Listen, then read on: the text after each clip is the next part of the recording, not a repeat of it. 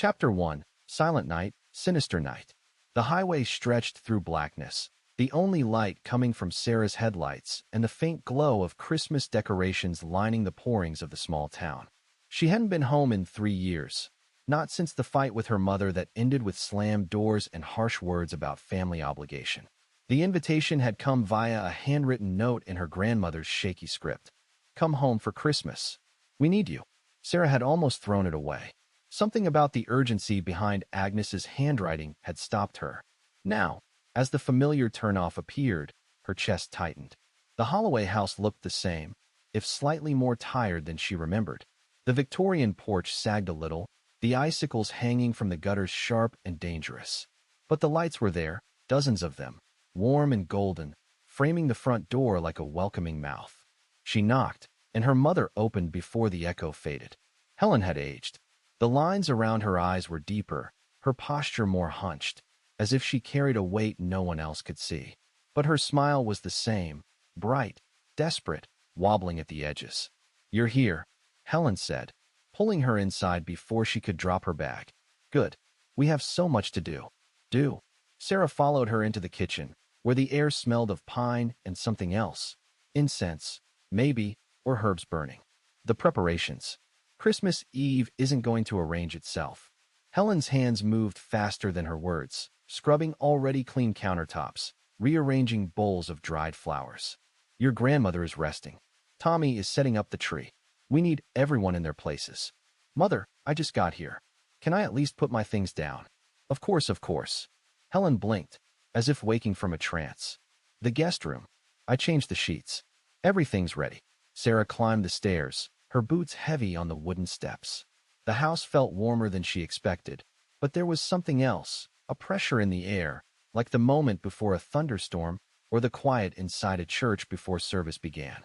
She told herself it was just old house settling, old pipes complaining. Her bedroom had been preserved like a museum. The pink walls, the stuffed bear on the bed, the posters of bands she'd liked at 16. Her mother had kept it all. It should have felt sweet. Instead, it felt like a trap. A sound drifted up from somewhere below, not voices, not exactly, but something like carolers humming off-key. Distant. Impossible to place.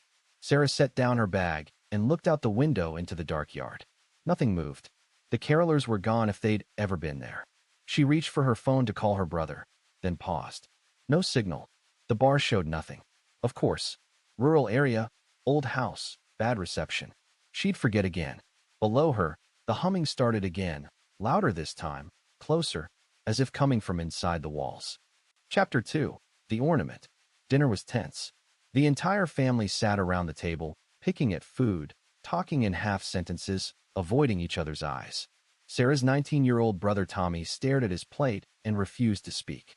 Her mother Helen moved around the kitchen like a ghost, setting down bowls and picking them up again without anyone eating them. At the head of the table, Agnes sat very still, her hands folded, her milky eyes fixed on the Christmas tree.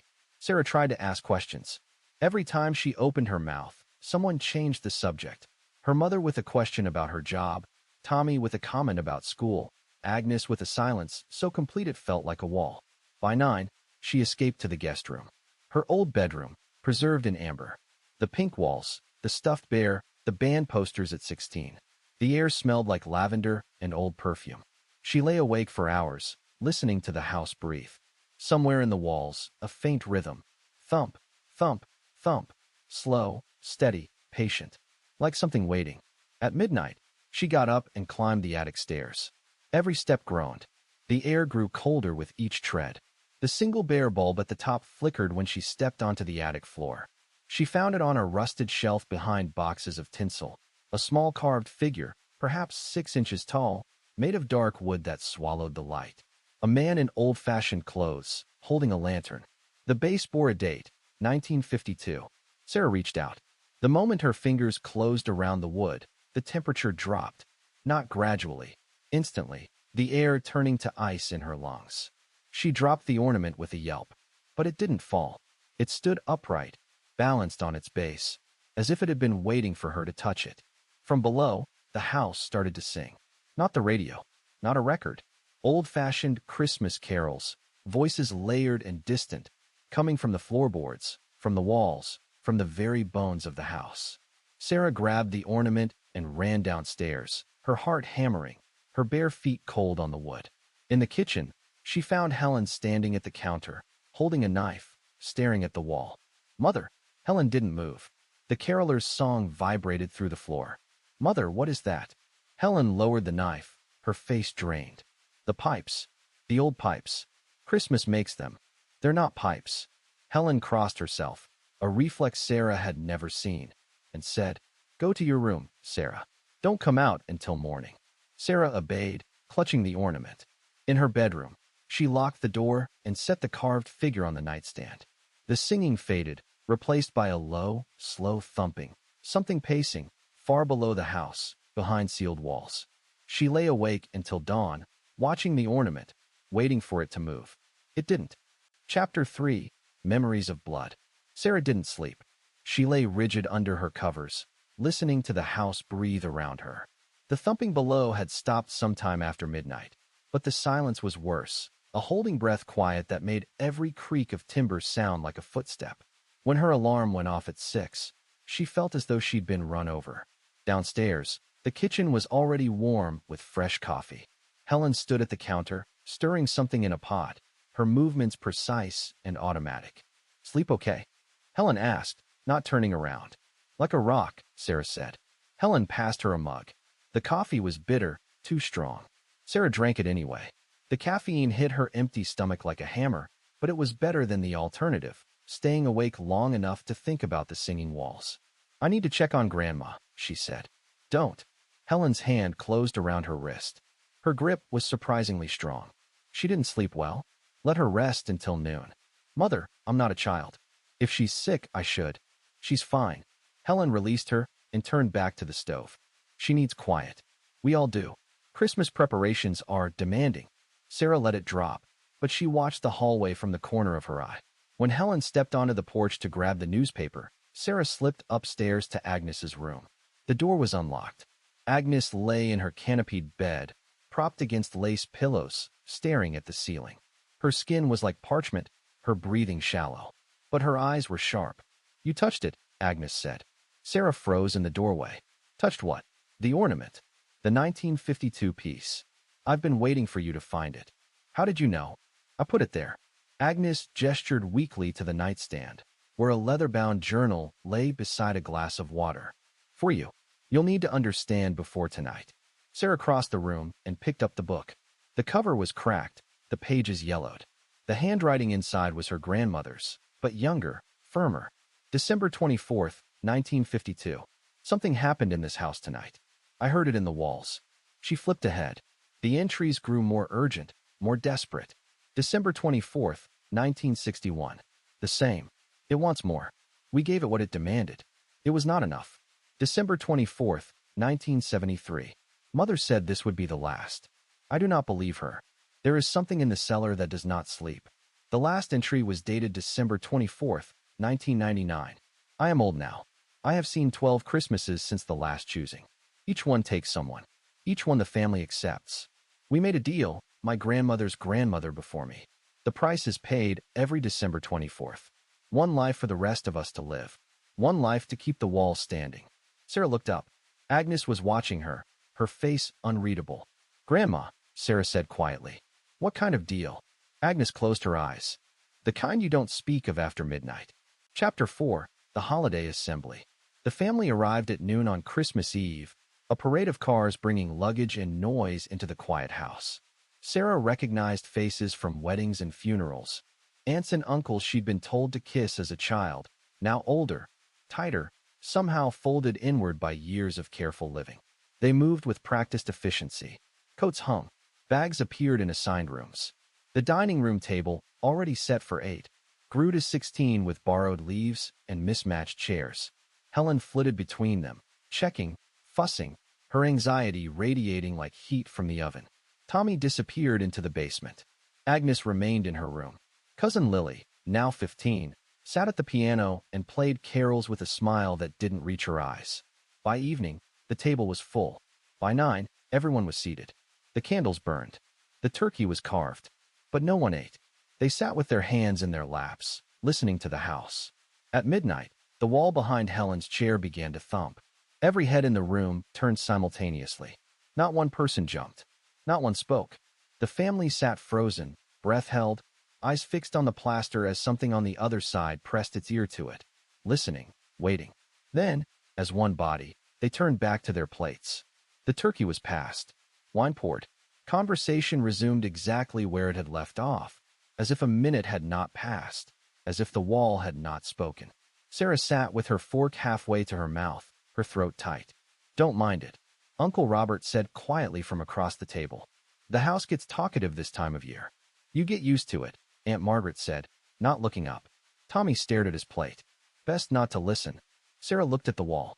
The thumping had stopped, but the silence that followed felt expectant, as if the house were holding its breath for something larger. Chapter 5. In the Walls.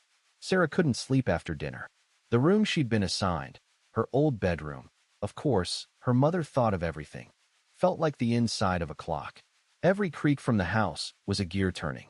Every sigh of the furnace was a breath held too long. The scratching started around 2 in the morning. At first she thought it was a mouse. But mice made tiny, frantic sounds, scrabble and run.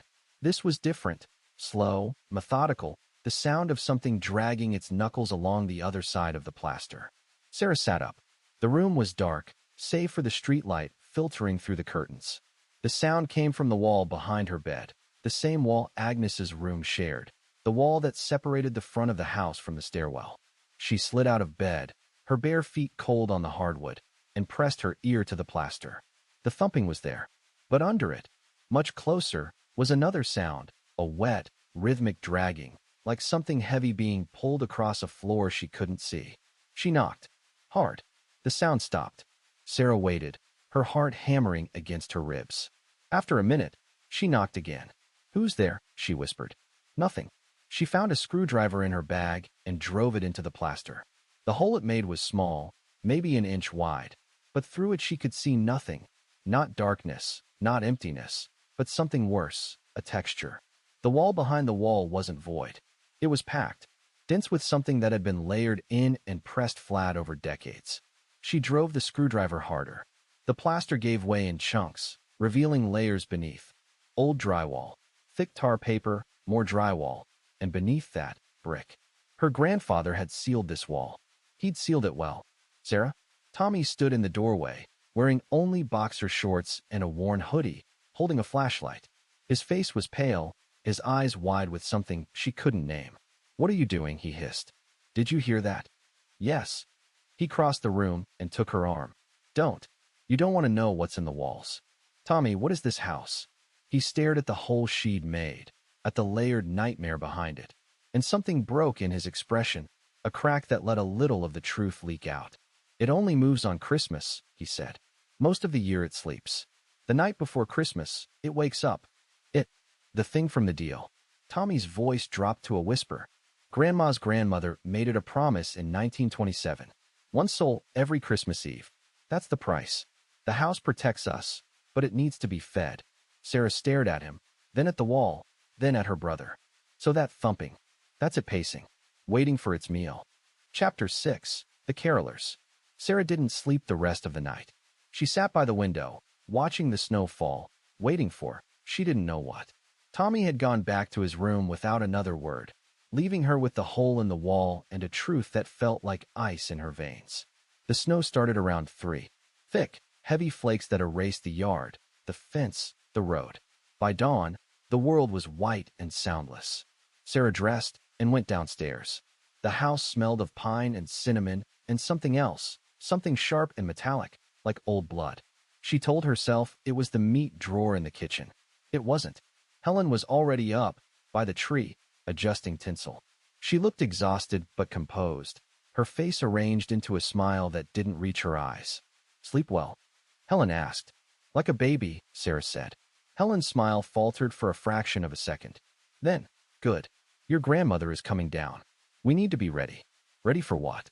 "Just ready." The day passed in a haze of preparation. Wrapping paper crinkled. Carols played on the radio at low volume. Cousin Lily hummed along, cheerful as ever. Uncle Robert checked the locks on every door and window twice. Aunt Margaret arranged plates of cookies on the coffee table, her hands trembling. Sarah watched. She noticed everything. At dusk, the snow stopped. Through the kitchen window, she saw figures at the edge of the yard. They were dressed in old-fashioned clothes, long coats, scarves, hats pulled low. Their faces were invisible in the gray light, and their mouths moved but made no sound. They stood in the snow, swaying, as if caught between snowfall and something older. "Mother," Sarah said quietly.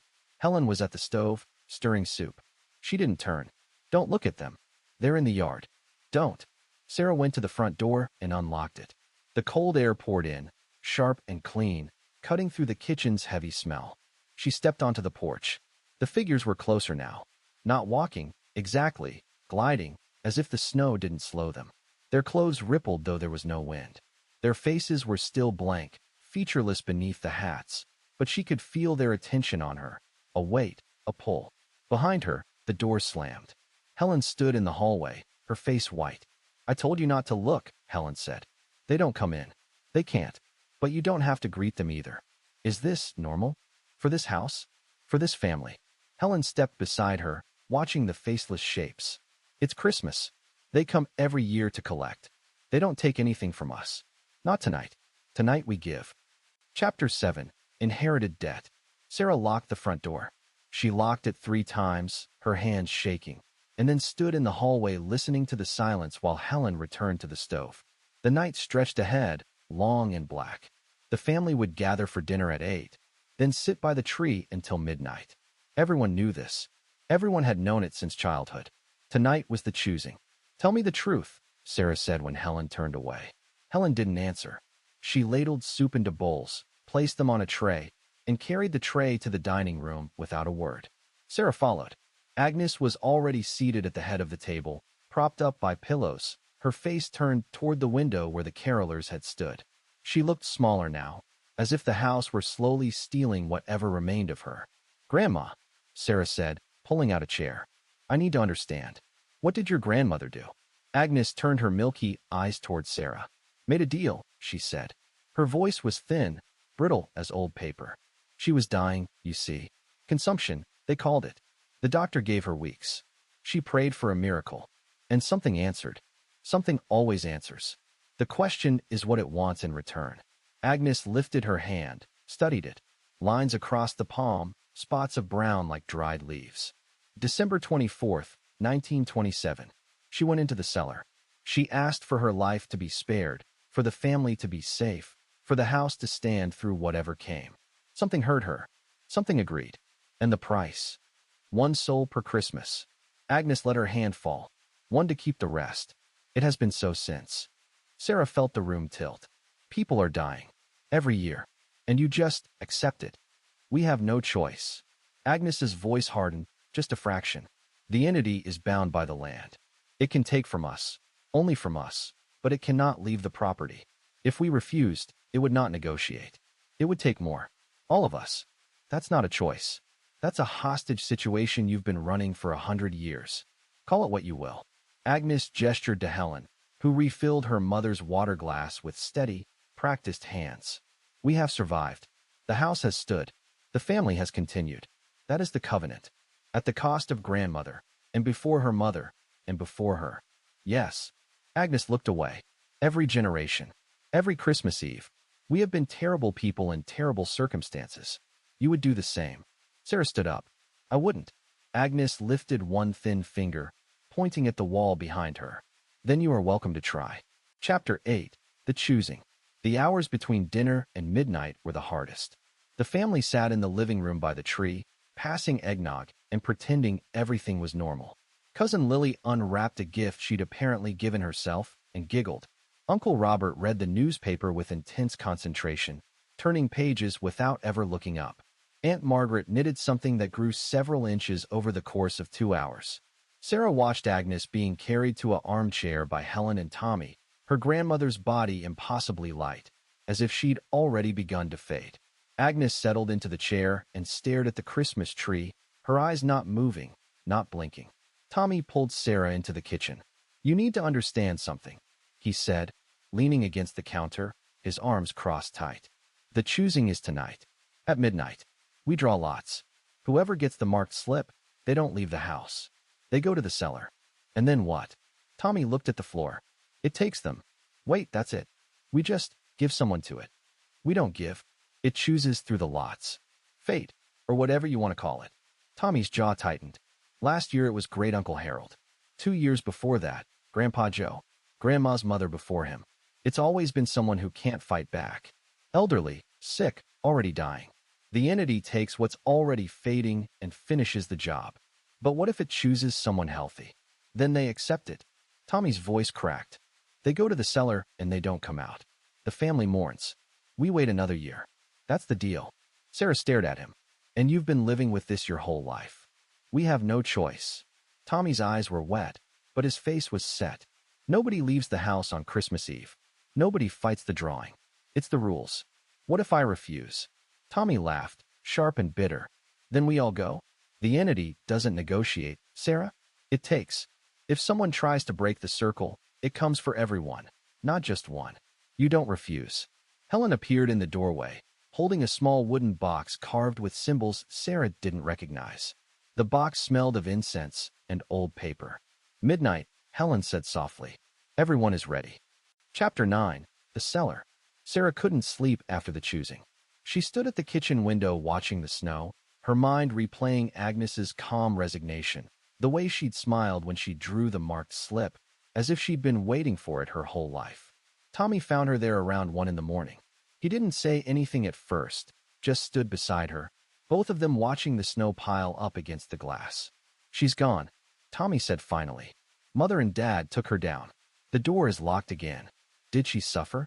Sarah asked. Tommy was quiet for a long time. No. She was ready. You could see it. Sarah pressed her forehead against the cold glass. The yard was white and still. No carolers. No scratching in the walls. Just the house, breathing quietly, holding its breath until next year. We need to talk about next year, she said. We don't know that. We do. Agnes told us. The entity is not satisfied with one life anymore. Next Christmas, it will want more. Tommy turned away from the window. What are you saying? I'm saying we end this. Before it takes someone else. Before it takes you, or Lily, or anyone who isn't ready. How? Tommy's voice cracked. Burn the house. We'd go to jail. We find the original pact. The one from 1927. And we destroy it. Tommy stared at her. You don't know what you're talking about. You don't know what's in that cellar. Then show me. Tommy's face went white. You don't want to see. I already know too much to turn away. She followed him down to the basement door. It was oak, thick, studded with iron, covered in layers of paint that didn't quite hide the symbols carved into its surface. Tommy fumbled with 3 locks in sequence, complex, deliberate, each one turning with a sound like a throat clearing. The cellar was sealed in the 50s, Tommy said, pushing the door open. Grandfather had it bricked up after great-grandma died. Agnes had it reopened last year.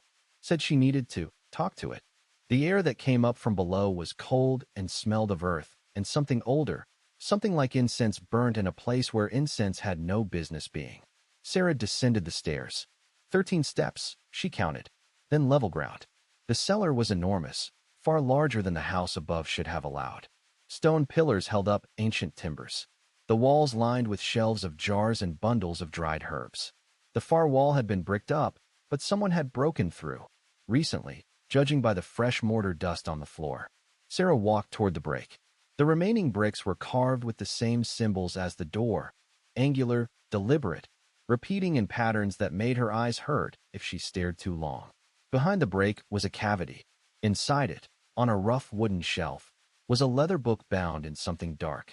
Beside it, offerings, dried flowers, coins, a small wooden figure. The pact. Tommy's hand closed around her arm. Sarah, don't. She took the book.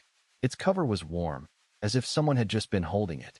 Agnes wrote about this, Sarah said. She said burning the pact breaks the hold. That's how we end it. Tommy stared at the book, then at the cellar stairs, then at Sarah. If we do this, we're making a choice. Not just for us. For everyone in this family. Including the ones who aren't here to say yes or no. Sarah opened the book. The first page was written in ink that had turned brown with age, in handwriting that was not Agnes's, but something older, firmer. December 24th, 1927. She read the terms. They were clear, precise, blood written by the hands that had signed them. One soul every Christmas Eve. In exchange, the survival of the Holloway family, the preservation of the house, protection from the world outside. The signature at the bottom was not a name, but a symbol, the same carved into the door, the same Agnes had mentioned in her journal. The entity had signed in blood, and Eleanor Holloway had signed in tears. Sarah looked up at Tommy. This ends tonight. Chapter 10, Last Christmas. Sarah emerged from the cellar with the book tucked under her arm and a lighter in her pocket. Tommy followed her up the stairs, his face tight with fear and something else, maybe hope, maybe guilt. They waited until dawn in the living room, sitting close to the dying fire, listening to the house settle. At 6, Helen knocked softly on the door. Your grandmother, Helen said, her voice steady but her eyes red-rimmed. The paramedics came. I told them it was peaceful. A heart attack, they said. They always say that. Sarah stood up. Where is she now? Her room. Until the funeral home comes. Sarah went upstairs. Agnes lay on her bed, covered by a sheet, her hands folded across her chest. She looked smaller than she had in life, as if the taking had left her emptier, lighter.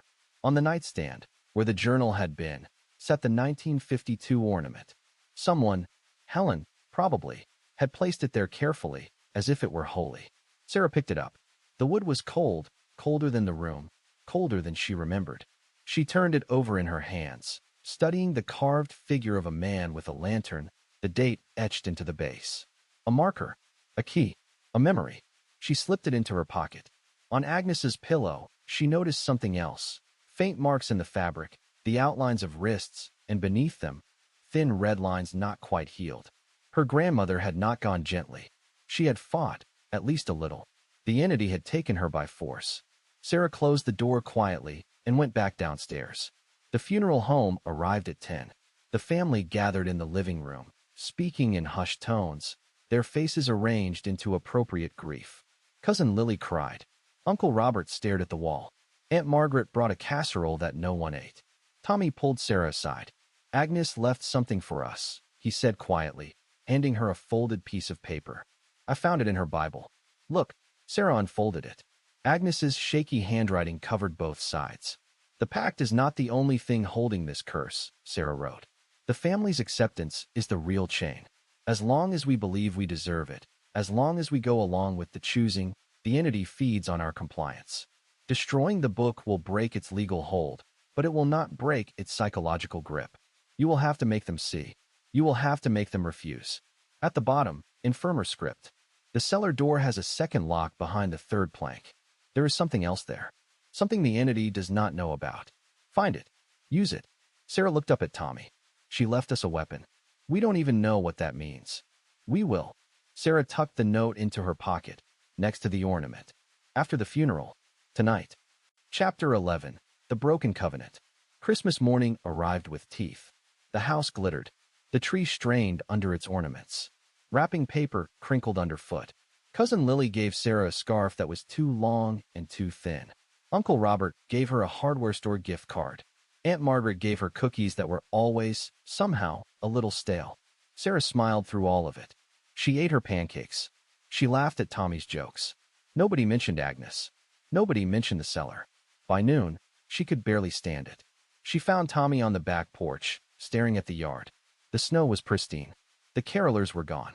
The house was quiet in the way of a held breath. Agnes left something for us, Sarah said. Tommy turned. What? A note. In her Bible. Sarah pulled it from her pocket, unfolded it. Agnes's shaky handwriting covered both sides. Listen to this. The pact is not the only chain. The family's acceptance is the real lock. Destroying the book breaks its legal hold, but not its psychological grip. You will have to make them see. You will have to make them refuse. Tommy took the note, read it, and handed it back. How do you make people refuse something they've believed for 100 years? I don't know yet. Sarah looked out at the yard, at the smooth snow, at the road that would lead anywhere. But I know we're not doing the choosing this year. Not again. Tommy stared at her. Mother will never agree. Robert will never agree.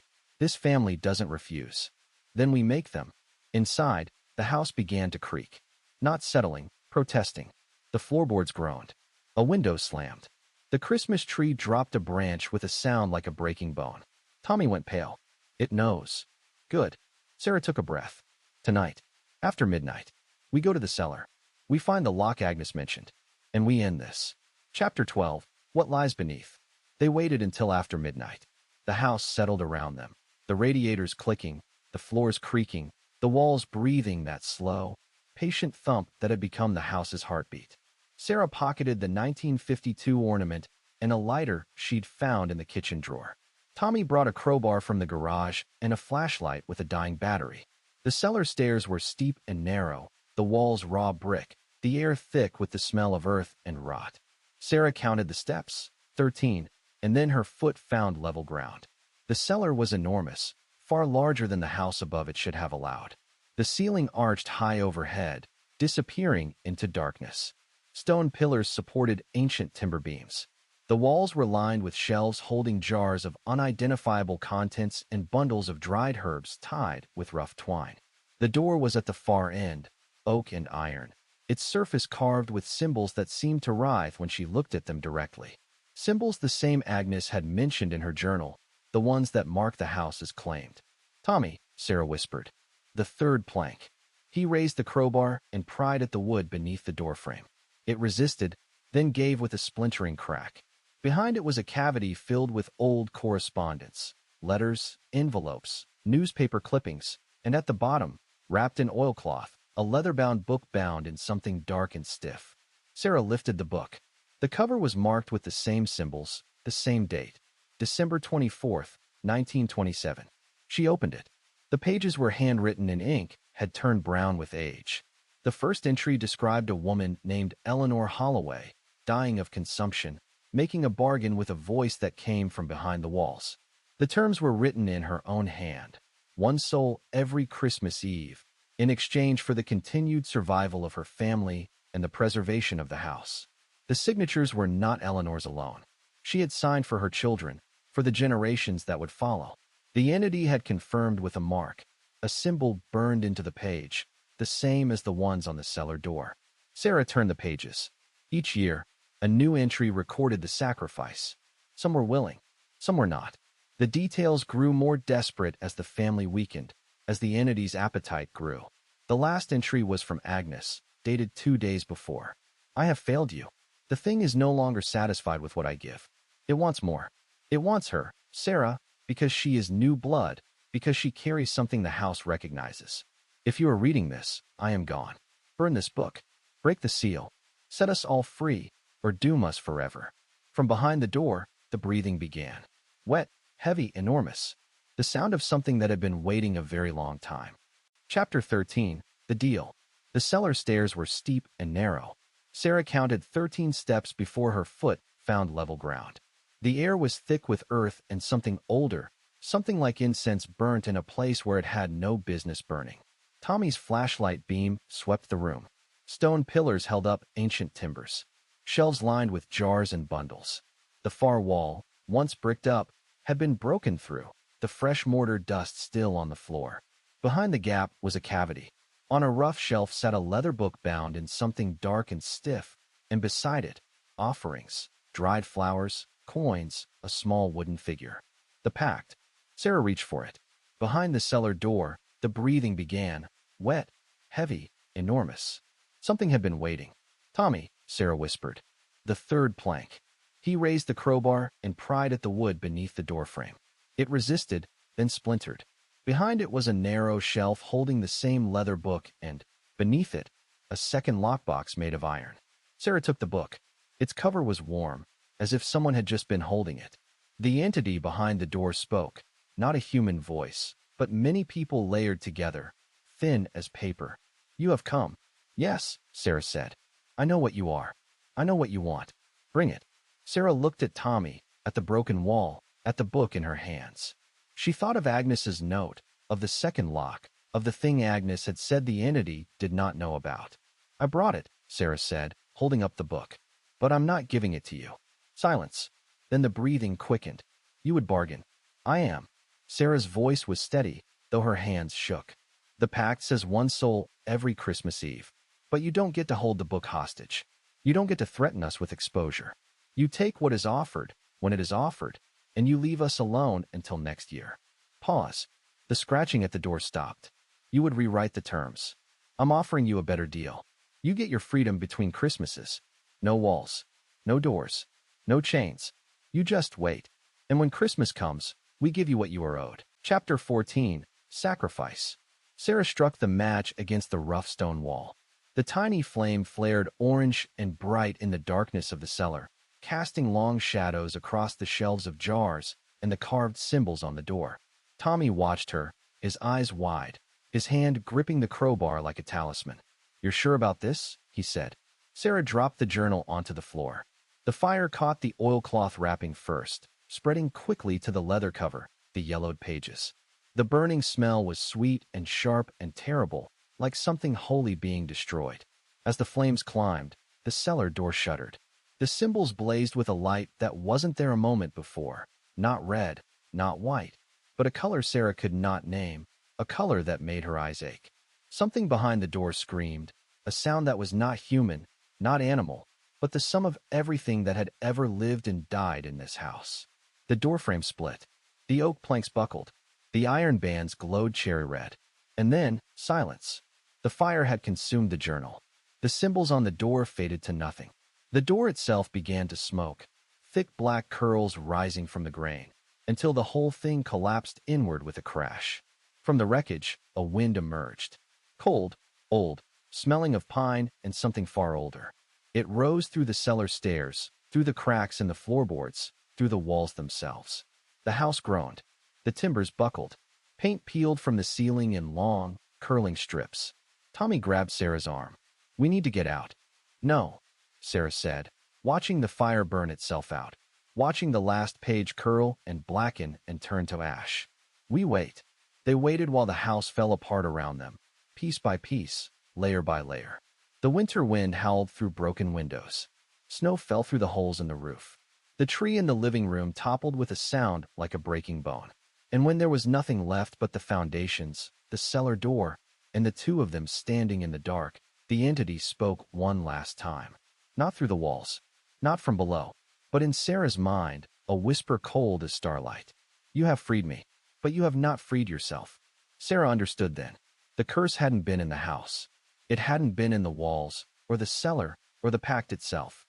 It had been in the family's acceptance, the willingness to give, year after year, without question, without resistance. The carolers gathered outside the broken house, their faces still blank, their mouths still moving in song. But the song was different now. Not a Christmas carol, a goodbye.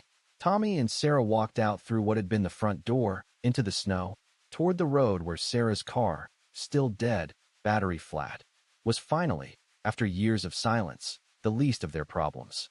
"Now what?" Tommy said. Sarah looked back at the ruin of the house, at the cellar door still standing among the rubble, and at the carolers standing motionless in the yard, waiting for something that was no longer coming. "We start over," she said. "Somewhere else." Chapter 15. Dawn. The sun rose over the ruins of the Holloway house on Christmas morning. Its light was pale and thin, filtering through leafless branches and the broken rafters of what had once been a Victorian home. Snow had filled the rooms, blanketing the debris, softening the edges of destruction. Sarah stood in the yard, her breath clouding in the cold air, her hands in her coat pockets. Tommy was beside her, silent, watching the light change the snow from gray to gold. The extended family had left at dawn. Uncle Robert, Aunt Margaret, Cousin Lily, driven away by Tommy's quiet insistence that the house was no longer safe. They'd gone without argument, without even packing all their things, as if they understood, finally, that the curse was broken beyond repair and that staying would only pull them back into its gravity. Sarah's mother, Helen, had been the last to go. She'd stood in the yard, looking at the ruins, at the cellar door still standing like a monument in the center of the collapse, and said, "It's done?" "It's done," Sarah told her. Helen had kissed her forehead, gotten into her car, and driven away without looking back. Now there was only the yard and the silence of a house that was no longer a house. Sarah walked through what had been the kitchen, stepping over fallen beams and shattered glass. The Christmas tree had been reduced to scattered needles, and a clump of tinsel caught on a nail. The ornaments were gone. crushed or buried in snow. In the center of the ruin, where the cellar door had stood, was a space. Empty. The door was gone, the stairs gone, the darkness below gone. In its place was smooth, undisturbed earth, as if the hole had never been there. Tommy knelt and touched the ground. "It's warm," he said. Sarah knelt beside him. A faint warmth radiated from the soil, not the heat of a fire, but something older, something buried and patient. A root, perhaps, or something that had been waiting for the weight above it to finally lift. She put the 1952 ornament on the earth, right where the door had been. The carved figure of the man with the lantern stood upright, stable, as it had on her nightstand, as it had in the attic. "Leave it," Tommy said. Sarah nodded. She didn't need it. The ornament had been a key, a memory, a marker. The lock was open now. They walked back to the road. Sarah's car started on the third try, its battery weak but operable. Tommy's bike was in the trunk. He'd brought it for the ride back. "We should go," Tommy said. "Find a new place. Somewhere with no history. Somewhere quiet," Sarah agreed. She started the car and pulled onto the road, leaving the hollows and the hollowed-out house behind her. In the rearview mirror, the ruin held its breath, waiting. Chapter 16. The New Curse. The motel off the interstate had a vacancy sign that flickered and a lobby that smelled of chlorine and stale coffee. It was exactly the kind of place people stopped at when they were running. Sarah didn't notice until after she'd checked in. Tommy took the adjacent room. They agreed to meet at the diner across the street at noon. Until then, Sarah slept without dreaming for the first time in weeks. Afternoon light came through the curtains, gray and thin. Christmas played on the television, a special she didn't recognize, silent, cheerful. She showered in water that was too hot and dressed in clothes that still had the Holloway house in their fibers. At the diner, Tommy was already in a booth, stirring coffee that had gone cold. "You look better," he said. "Sleep will do that." Sarah slid into the seat across from him. The waitress brought menus. Neither of them ordered. "We should go far," Tommy said. "Somewhere the house doesn't have reach." Sarah nodded. She was thinking about the carolers, about the thing in the cellar, about the way Agnes's journal had described the entity as hungry, still hungry, even after 100 years of being fed. "We need to understand what we actually destroyed," she said. "The book is gone. The book is ash. But that thing, it was in the walls. It was under the floorboards. It was in the air we breathed. Where did it go when the book burned?" Tommy was quiet. "I don't know." They ate in silence and walked back to the motel. Sarah's room was dim. The mirror above the dresser caught her as she passed. Her reflection looked back, ordinary, tired face, messy hair, the same coat she'd been wearing. But there was something wrong with the timing of it. A beat behind. A half-second lag. She blinked. The reflection blinked with her. But when she lowered her hand, it did not. It stayed raised, hovering in the glass like a question. Sarah stepped closer. The reflection smiled, a smile she had not made. A smile that belonged to something older and colder and patient. From somewhere, impossibly distant, she heard carolers singing. She slammed her palm against the mirror. The glass cracked, but the reflection corrected itself instantly. Hand down, smile gone, face innocent, hers. She closed her eyes. When she opened them, the room was just a room. But in her pocket, warm and pulsing against her hip, was something that had no business being there. The 1952 ornament, which she had left on the cellar floor, which she had watched burn, which should have been ash. Some deals, she realized, are not broken. They transform. She sat on the edge of the bed and turned on the television, filling the room with noise. But the carolers were still there, faint as memory, singing through the static, through the years, through whatever had followed her out of that house. Christmas, after all, was not over. Not for her.